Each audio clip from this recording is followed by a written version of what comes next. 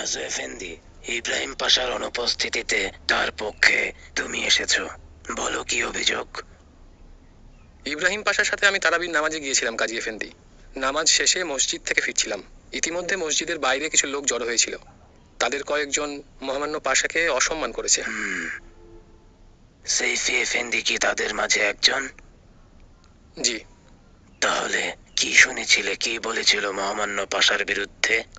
বিধর্মী বলেছিল কাজী এফেন্দি, মূর্তি পূজারক বলেছে, এমনকি বলেছে মহামান্য পাশা খ্রিস্টান ধর্মাবলম্বী, তিনি নাকি গলায় ক্রুশ পরেন, লুকিয়ে লুকিয়ে চার্চে যান। তারা এসব মিথ্যা অভিযোগ তুলেছিল ওনার বিরুদ্ধে। সেইফি এফেন্দি, তোমার অভিমত? নাজু এফেন্দি এতক্ষণ যা বলেছে তা কি সত্যি? ঘটনা সত্যি। মহামান্য পাশাকে রাজ্যের সবাই বিধর্মী মনে করে, এমনকি গোপনে তার প্রাসাদে গির্জাও বানিয়েছেন। সবাই আরো বলে বিদেশি দূতের কাছ থেকে অনেক মোহর নিয়েছেন। আমি অন্যদের কথা শুনতে চাইনি, তুমি এসব বলেছো, এ কথা কি সত্যি? কাজী এফেন্দি, সবাই তাই বলে। তুমি স্বচক্ষে কখনো দেখেছো? প্রমাণ করতে পারবে? জি না, তবে তার প্রাসাদের বাগানে অনেকগুলো মূর্তি আছে, একথা সবাই জানে কাজী এফেন্দি। তাহলে তুমি মহামান্য পাশাকে কখনো ওই মূর্তিগুলোর সামনে বসে সেজদা দিতে দেখেছো? দেখেনি কাজী এফেন্দি। আর মসজিদে মহান আল্লাহর কাছে নত হয়ে সেজদা দিতে দেখেছিলে? দেখেছি।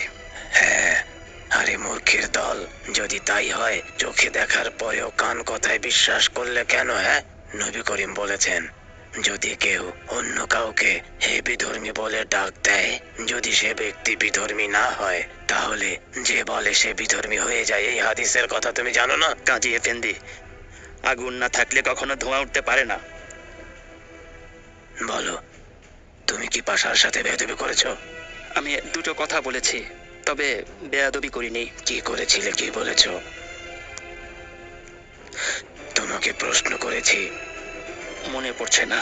বাহ, বাকিরা কে কি বলেছে না বলেছে সব কথা তোমার মনে পড়ছে, আর নিজে কি বলেছিলে এখন তা মনে পড়ছে না, তাই না? মহামান্য পাশা আমার গর্দান নেওয়ার আদেশ দিয়েছেন। ওনার এই অধিকার নেই, এটা অন্যায়, এটা গুনাহ। আমাকে আশেপাশের সবাই সম্মান করে, ভালোবাসে, আমি একজন সম্মানিত ব্যবসায়ী। কাজী এফেন্দি, ছেড়ে দিন, আমি রোজগার করতে চাই। ব্যবসার প্রতি মনোযোগী হলে তো তা নিয়েই ব্যস্ত থাকতে। কাজী এফেন্দি, আমি হয়েছে, অনেক বলেছো, চুপ করো, চুপ। নাসু এফেন্দি, তুমি এ বিষয়ে আর কিছু বলতে চাও? না কাজী এফেন্দি। মহামান্য পাশার মতো ব্যক্তির সাথে জনসম্মুখে তুমি যে বেয়াদবি করেছো, তার প্রেক্ষিতে ওনার রাগান্বিত হওয়াটা একেবারে যুক্তিসঙ্গত। তবে সে যেই হোক, নিজেকে কেউ আইনের ঊর্ধ্বে ভাবতে পারে না, ঠিক একইভাবে সে যেই হোক নিজেকে বিচারক ভাবতে পারে না। আর নিজেকে বিচারক ভেবে কেউ চাইলেই অন্যকে শাস্তি দিতে পারে না। লিখুন কাতিব এফেন্দি। বেহরামের ছেলে সেইফি এফেন্দি দেওলেতি আলিয়ের উজির আজম ইব্রাহিম পাশাকে বিধর্মী বলে জনসম্মুখে অপমান করেছে। সমস্ত সাক্ষীর সামনে সে অপরাধ স্বীকার করেছে। এই অপরাধের শাস্তি হিসেবে তাকে 100 বার বেত্রাঘাত করা হবে এবং 5 বছরের সশ্রম কারাদণ্ড ভোগ করবে। তারপর তাকে রোজ দ্বীপে বন্দি জীবন কাটানোর আদেশ দেওয়া হলো। দয়া করুন কাজী এফেন্দি, ইয়া আল্লাহ, সত্যি আমি কোনো অন্যায় করিনি, এই অবিচার করবেন না। আমার সন্তানদের কি হবে?